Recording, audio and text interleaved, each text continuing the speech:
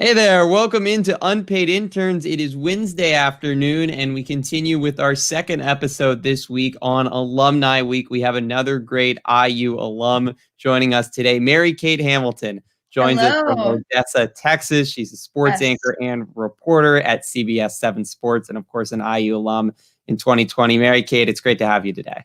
Thank you so much. I'm honored to be a part of Alumni Week. I know I'm not even important enough yet to be a part of this, but I am honored. So thank you for having me. Don't understate yourself. But wanted to start out with your job. Certainly curious, especially now. It's been a very different media atmosphere than normal. You took the job in Odessa back in late summer. What's that experience been like so far? Has it been challenging, also dealing with the pandemic and starting a new job? I would say probably the hardest part was looking for a job right when the pandemic was basically kicking up.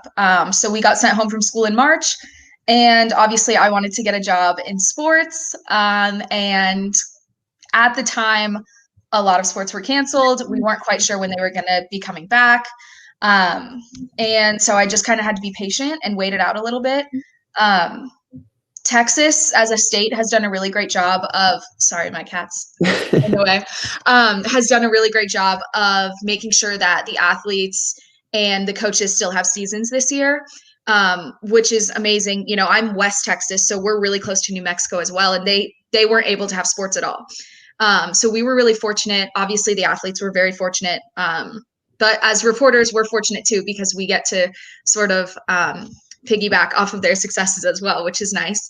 But yeah, definitely while I was looking for a job, it was a lot. But I would say that Texas has done a great job of making sure everything's safe and making sure that there are still ways for these athletes to be able to compete, which has been amazing. And it's been good. I mean, there are a lot of different things, Zoom press conferences instead of in person and things like that. But when you're just starting a job, you don't know any different anyways. So for some of the people that have been here longer than me, they think some of these things are weird. And for me, that's just kind of my new normal at this point. So I'm enjoying the cat cameo I here know too. he just wants to be on TV too.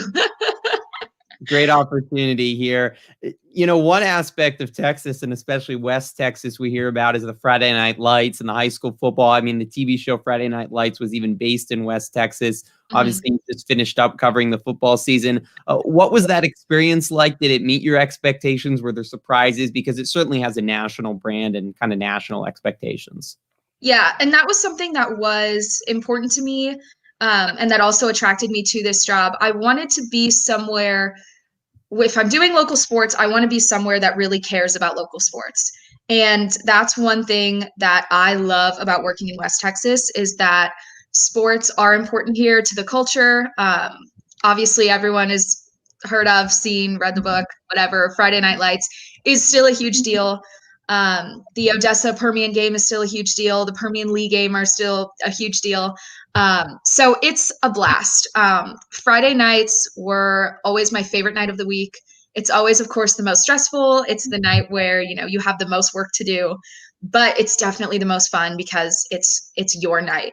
I will say that's probably another thing about the pandemic that changed things a little bit. Is of course there was limited capacity in stands and things like that, but um, Friday nights were great. And I already missed football season a little bit.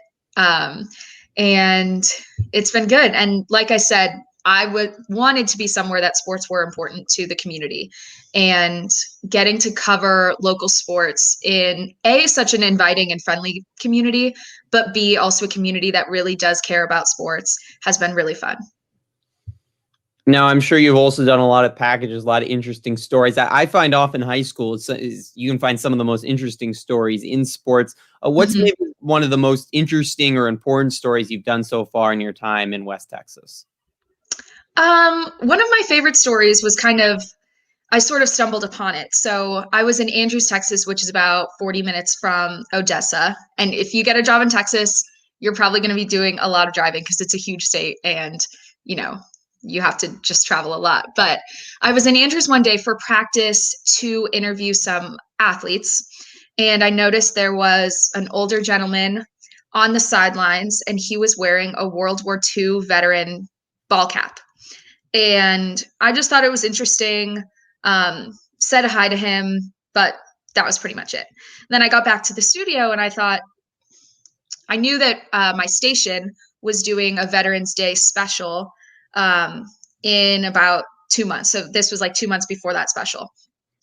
And I just kind of kept that idea in the back of my head. I was like, I mean, that guy's wearing a World War II veteran hat and he was at football practice and he was interacting with all the players and it was clear that everybody loved him. Like, you know, that's a story, but I'm going to wait. I'm going to sit on it a little bit to pursue it because, of course, football season is really busy anyways. And then Veterans Day rolled around. I was supposed to have that day off just based on my schedule. And I thought, no, I really want to go and do this story. So I texted the head football coach for Andrews and I asked him if I could come. And he said, sure. He said, I'm not sure if he's going to want to talk to you. I don't really know, but you can just come and see. So I drove out to Andrews, ended up having a great conversation. I mean, we talked for probably 3 hours. Just such an interesting person. And especially in kind of a small starter market, a smaller town, I think getting to tell these stories of people that everyone in Andrews knew this man. Everyone in Andrews loved him. But if you're not in Andrews, you might not know. But once you see him and listen to him, you're going to fall in love with him too, because he's just a crazy, inspiring and kind person. So it's those kinds of things where when you're out and about in communities, if you keep your eyes open, there are going to be a million amazing stories to tell. And that one was definitely one of my favorites, just getting to meet him. And then his great grandson, or maybe even great great grandson, was actually on the team, which I didn't even know until I sat down to talk to him because they had different last names. So it was just a really cool story in general. And that was one that I really liked.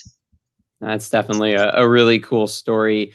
You know, one of the reasons we bring alums on in this week is to get advice. You guys are wise sages with lots of experience now out in the workforce. And you mentioned, you know, the challenges of getting a job, certainly always a challenge and made even more challenging with the pandemic this year. What's your advice to journalists and broadcasters, especially ones, you know, in the media school now, as they start to think about that job search and just getting their foot in the door, which can be very scary? Yeah, I know everybody says the same thing, which is to use your connections, but I definitely think that's huge. Even if you know people that are just a year or two older than you. I mean, if anyone wants to text me, you know, hey, do you know any job openings? Those kinds of things are invaluable because a lot of the times you are going to need something to set yourself apart, and it never hurts to know somebody. So using your connections is huge. I got this job. I didn't even hear about this job until somebody called me up and said that there was a sports job open. So definitely using your connections. And I would say even more than finding a job, find one that's going to be a good fit, because, you know, there were opportunities that I had that I just wasn't sure on.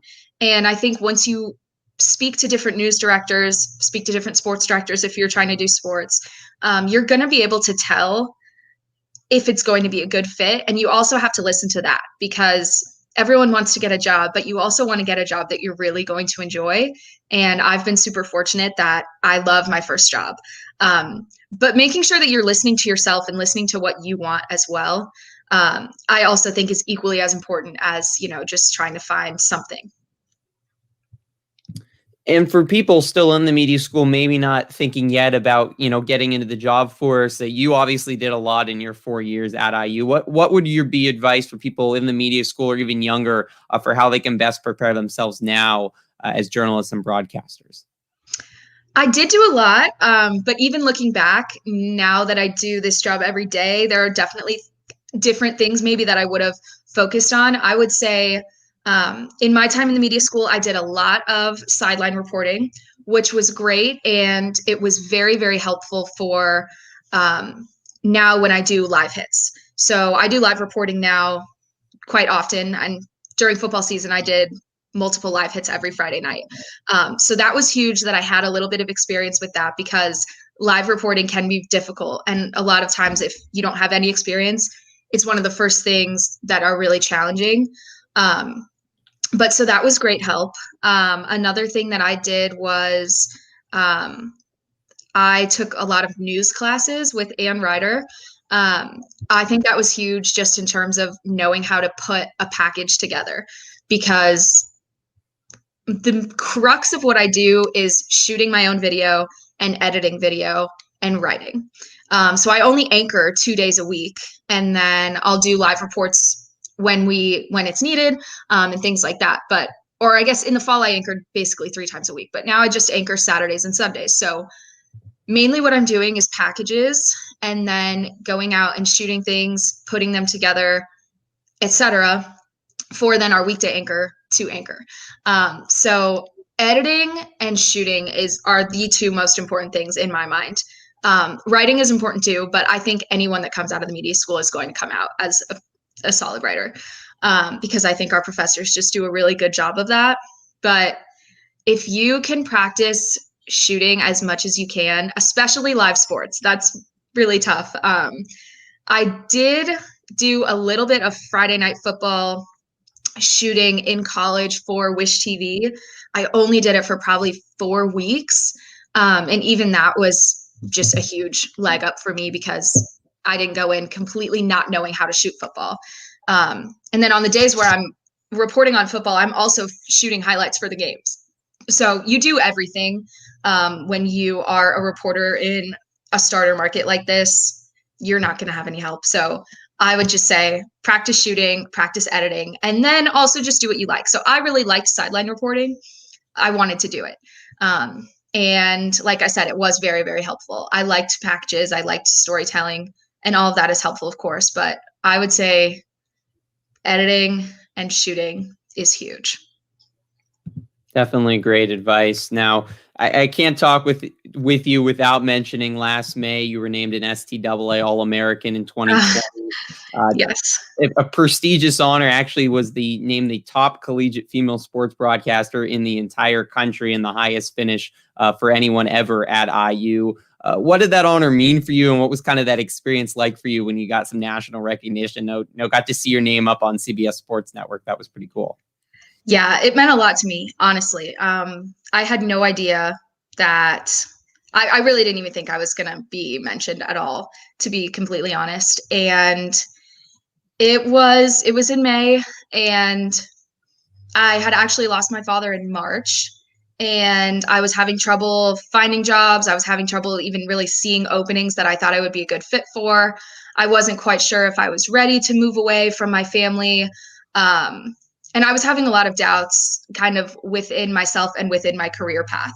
And so getting that recognition in that moment of time was huge for me, to give me a little bit of reassurance that, no, you are on the right path, and you should be doing this, and you love doing this, and everything will work out. So it was huge, and it was just a really special moment. I was with some of my best friends, and they were all excited. I was excited.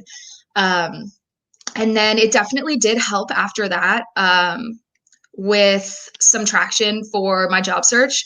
I had some people reaching out to me, which was nice, that you don't have to kind of scour through every listing all the time. And so if I would encourage everyone at IU to apply 100%, especially with the facilities that we have now and the opportunities that everybody has. It's going to look really good on a reel, that's why we do it, right? So that we can have a reel, so that we can apply for jobs and eventually get one. But that did mean a lot. And of course, it's only an award, and it's all subjective. And there were a million people that were qualified, probably more qualified than I was, to receive that recognition. But it did mean a lot to me personally. And it was I would say it was a turning point in me deciding fully, yes, I want to jump into this. And I mean, taking the job that I have now was one of the best decisions I could have ever made, because I'm really happy here, and I really love my station and the people that I work with, and I love my job. So I'm really grateful to STAA for giving me that recognition when they did. And I would, again, encourage everyone to apply for sure. It's great to hear. Now, you mentioned you spent 4 years in Bloomington with IU, did so many different things. Just curious if you have a favorite story or a memory from your time in Bloomington, specifically with sports media, that you wanted to share. I have so many. I really do. I loved the people that I worked with. Some of my best friends still, even to this day. I know you know a lot of them too. Really just the people that I got to meet and work with on a daily basis. And, being able to have that community that you work with them, but they're also your friends. And you can also ask them for advice. And they're so smart and so knowledgeable. And everyone around you is doing these huge things. So you feel like you should be too, and I think that's a great environment to be a part of. I guess I can tell a little story about one of my favorite memories. Was I did Little 500 my junior year. And the night before the women's race, everyone that was involved, we all went out to dinner. We went to Upland and sat on the patio. It was a gorgeous night. And it was just so much fun because we had all been working together for months to try to get this broadcast together. And then all of a sudden it was the next day and we just kind of forgot about it, enjoyed the night. And then, we were ready to go the next day. And then after the men's race, I was of age. So we all went out and went to Nick's and it was so much fun. But it's really those moments when your work sort of collides with your social life and your friends, and you get to celebrate all the hard work that you do all the time. Because I know in college I worked hard. I know everybody works really hard. I know you work hard, but it's also so important to be able to enjoy college and enjoy those moments that really do make all the really hard work worth it. That's a great story, and I saw one of your former colleagues, Michael Tilka, who we had on Monday. Oh, no way! Had a comment as well. I think from maybe the Media LLC back in your freshman year. Yes, I was also in the Media LLC. Yeah, so I was quite involved. But yeah, it was always fun, and my one advice for students in school is a lot of the time, I think when I would watch things like this of people who were, more successful than me, but really successful, and they'd say, you need to do this and this and this. But really, you need to enjoy the time that you spend in college because it is so much fun. And obviously, I know things are different right now, which is unfortunate, but hopefully, nobody works too hard that they can't enjoy themselves. So that's great advice. Great advice. A couple more questions for you, Mary Kate. One, I'm curious about, it's snowing here in Bloomington. I'm guessing it's not currently snowing in West Texas. So I'm curious, that you can't answer the weather because that's the obvious one, but what's been maybe the biggest cultural change or culture shock you've had going from the Midwest and know that you grew up in Indianapolis and now living in West Texas? One thing that I will say is that I'm from Indianapolis. We are known for Hoosier hospitality. Midwesterners, are known for being so nice. I have never met friendlier people than I have met here in West Texas. I believe wholeheartedly, like, these are the nicest people in the entire country. And I say that with no disrespect to the Midwest, because I'm a Midwest girl and I thought we were the nicest too. And then I got to West Texas and I was completely wrong. Literally from the first day I was here, everyone's willing to help you out. Everyone's a friendly face. Everyone wants to chat. Everyone wants to say hi. They are the nicest people in the world. So culturally, that surprised me because I was one of those people that thought, well, they're not going to be nicer than we are in the Midwest. But in my opinion, they definitely have been. And then one of the things that I really loved about my job is I'm in Odessa / Midland. So they're two bigger cities about like 20 miles away from each other. So we do a lot of, they're basically one and the same. I probably spend equal time in both. But I live here in Odessa. But then a lot of the schools that we cover and a lot of our market is really small towns. And I have absolutely adored getting to go and cover programs like that. We have a 6-man football team program, Balmorhea, which is in Balmorhea, Texas. And Balmorhea, Texas is the most gorgeous place in the world. Mountains, and I mean, it's so beautiful, but it has the most charming small town feel. And once again, everyone is so nice. So I've really loved getting to travel outside of Odessa and Midland too. And that's one of the things I love about my job. I never wanted to sit in an office for a career, and I definitely do not do that here. You know, I'm all over the place all the time, and I've really enjoyed that aspect of it. Just getting to see parts of the country and different ways of living that I never thought I would. And then also, anyone that lives in Odessa or anyone that's been to Odessa can tell you everything is all about oil. So there's pump jacks and oil rigs everywhere. And most of the people that you meet will work in oil in some capacity or have worked in oil in some capacity. So that was different too, because I didn't know anything about oil before moving here. But when you're pumping your gas, there's a good chance it might be from Odessa. So you can keep that in mind too. All right. Well, we're going to finish off the show today with some rapid fire questions. So I can ask you. Oh, okay. I'm scared. About IU. Nothing too challenging, hopefully. Okay. But try to keep them to about 30 seconds or so we don't keep you on here for hours. Okay. All right. So first question for you. Your 4 years in Bloomington, who is your favorite IU player that you covered? Ooh. Devontae Green. Any reason why? You can elaborate a little. He was one of the first IU men's basketball players that I interviewed for BTN, and I just thought it felt like a dream because I grew up watching IU players and whatever. Even though I knew he was my age and like it wasn't like he was, you know, a celebrity per se, it felt like it was. So I felt a little starstruck, and I just thought that was really cool. So he stands out to me. Assembly Hall I found last year, did not get any louder than when Devontae Green was having one of those games. Didn't happen much, but when it did, it was loud. And when it did, and then I got to interview him afterwards, that was pretty cool. So exactly. All right, next question for you. I've had fun asking this question to seniors last month and asked Michael as well on Monday. There's a lot of interesting classes at IU, lots of different departments. What's your favorite class or most interesting class that you took that wasn't a media school, not a sports media class? My favorite class I ever took it's called Women in Literature. I was almost an English major rather than a journalism major because I love reading and writing. But it's a class taught by a woman, Stephanie Lee, amazing professor. She's like a genius too.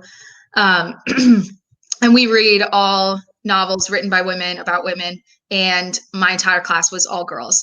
And as a sports girl, I usually was on the opposite spectrum of that. I was always with guys. So I really enjoyed that. It's not really I didn't really take any like fun classes. Oh, I took a tennis class with Austin Ocampo. He's not in the media school, but he's a big media school fan. And I stunk at tennis, so I didn't even really like it very much. But yeah, I didn't take that many fun classes like that. But I really like my English classes. It sounds very interesting to me. How about your favorite spot on campus or off campus in all of Bloomington? That would be Kilroy's on Kirkwood. Unfortunately closed right now, but hopefully open. Preferably the back patio on a warm night. How about, you're not a college student anymore. You talked about your great times in Bloomington. What do you miss most about not being at IU or not being a college student?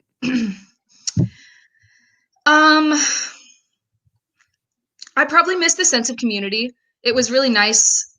By the time I was a senior, I could walk into the media school and know at least, 5 or 10 people that were in there at any given time. I was in a sorority, so I could walk into a house of 150 people and know every single person there. I could walk into Kilroy's and know tons of different groups of people based on what I was involved in on campus. And then getting to live with all my friends too was really nice. And I miss that. Now I live alone. I have my cat, as you guys met. But I do miss that. And even, the friends that I didn't live with, I could literally walk down the street and go see them too. So I do miss that sense of community a lot. How about it? And I guess these are a little risky questions because I'm asking about people now, but who's the funniest person that you worked with in sports media? The funniest person. That's tough because I have a lot of funny friends. I would say, I don't want to give him too much credit. Steph's pretty funny. Probably though, I would probably have to give it to my boy Riggs, Jared Rigdon. He's hilarious. I didn't know him very well until my senior year, and everything the kid says made me laugh. And he's been a huge supporter of me while I've been out here. He's actually Permian, which is high school out here, Friday Night Lights. He's Permian's biggest fan, and he would watch the live streams this year from Indiana. So I love Riggs. He's probably one of the funniest. And Cameron Drummond is funny too. Yeah, I don't want to get in trouble for forgetting anybody, but yeah, you don't want to pick one, you leave someone out. Yeah, but they're all hilarious. I miss all of them. So How about just a couple more questions for you? What has been now that you're not a college student, maybe your favorite thing or something you've been able to do now that you're not in college and kind of a full-fledged adult, I guess? Oh, that's so hard, but honestly, just normal stuff. Like I love going to the grocery store now. And then another cool thing I will say about being in a starter market is that you do get a little bit of a sense of community because almost all of my colleagues are also, fresh out of college or just a year or two out of college. And so I have really enjoyed getting to meet people from other schools and other parts of the country that also all somehow ended up here in the same spot. And, I've gotten to meet a lot of great friends that way too. So that's been really fun. I love just like driving my station car after I finish a package and I'm driving back to the station at like 9 o'clock at night or something, but my work is done. I'm proud of what I did. I'm proud of what I put together. It's airing right now while I'm in the car and I can just listen to music and kind of like decompress. Like there's just a lot of things, like little things that I've learned, in a pandemic, you have to learn to really appreciate the small things, but being an adult is really so fun. And it's not as scary as if anyone out there thinks it's scary, it's not. So. Well, that's it for the rapid fire questions. Just two more questions for you, but feel free to talk as long as you want on these. The first one, I guess a little bit more of a serious question. I mentioned you were the top female collegiate sports broadcaster last year in the country. We've seen more and more women in sports, certainly a great thing. What are still the challenges, I guess, you think, and the progress that needs to be made for women working in sports? And what's your advice for younger women that are looking to work their way up in the sports media industry?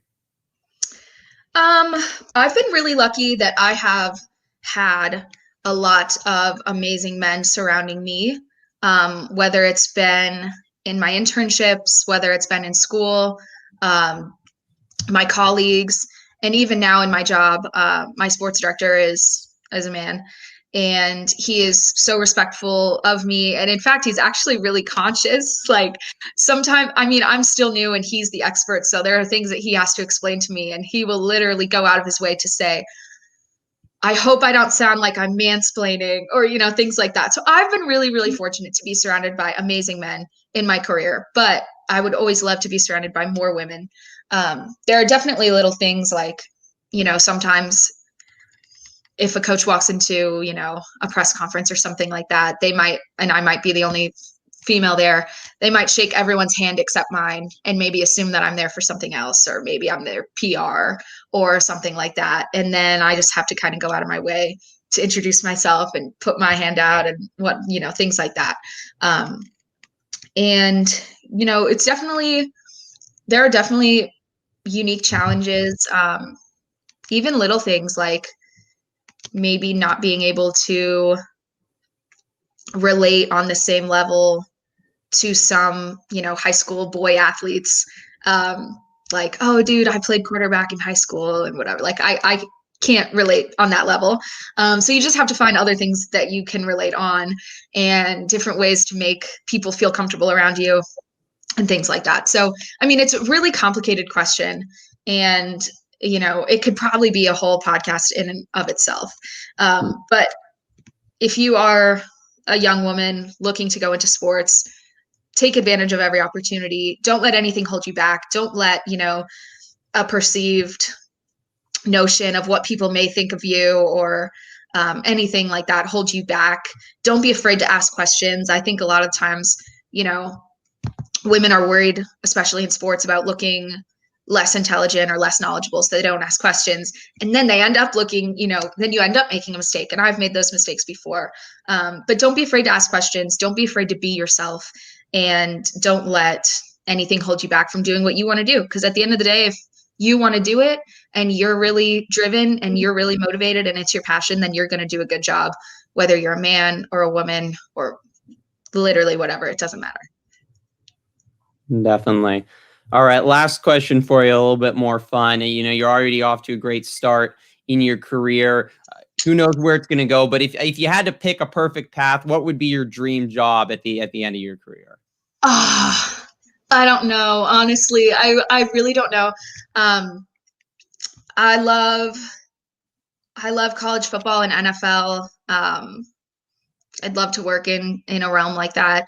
But also what I've discovered about myself, just within the past, 6 months of me working here, I love local news.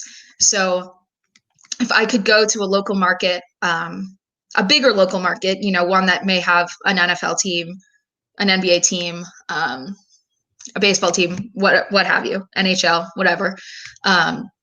But still local news, it would be a bigger city and you get to cover bigger sports, but then really get ingrained in that city and really get to know your community and really be somebody that the community can rely on to give you the best information, the best interviews, the best stories. I think that would also be very rewarding in its own way. So I have discovered that about myself, that I really love local news. So I think for now, I'd probably like to stay in local news and work my way up that way, just through market sizes, and then end up in a market that I really, really love and maybe settle down, or, maybe go on and do sort of the network route. But I love local news and I love being a part of community. So like I said, it's tough. It's tough too, because, there are so many different routes you can go in media. I'm sure you know this. So, you can do social media, or you can do there are so many different routes, but at this point, I really love local news. So I think I'm going to stick to that answer. Well, we're excited to watch your career path, certainly wherever it goes. And we really appreciate you coming on today, Mary Kate. Really fun to hear some of your stories, and great to see that you're doing a great job down in Odessa. Thank you. I'm excited to see your career path. You guys are killing it, as always. I love seeing everything that everyone at IU is doing. And I miss you guys all, and I miss Bloomington so much, but I don't miss the snow. So it's snowing hard out right now. I'm not looking forward to going out it, but hopefully a lovely 60 degrees sunny day. It's a little chilly today. 60 degrees. 60, very chilly, very chilly. But like for me, from Indiana, 60 degrees and sunny, I'm like outside with no jacket. Oh. And other people here are like, aren't you cold? But All right, Mary Kay, we really appreciate it. We hope you can come back too and visit Bloomington, get a little winter weather back in your life soon. Yes, I hope so too. If I come back and you're 21, drinks on me. All right, that will do it today for Unpaid Interns. Thanks so much to Mary Kate Hamilton for coming on. We have one more Alumni Week episode. David Sugarman is going to join us on Friday at 11 a.m. right here on the IU Sports Media YouTube page. So we hope you can join us then. Of course, if you missed any of this episode or any of our past Unpaid Interns episodes, you can always check them out on the IU Sports Media YouTube or Twitter pages, or you can listen to them wherever you get your podcasts. That does it for today's Unpaid Interns episode. For Mary Kate Hamilton, I'm Griffin Epstein. We'll see you next time.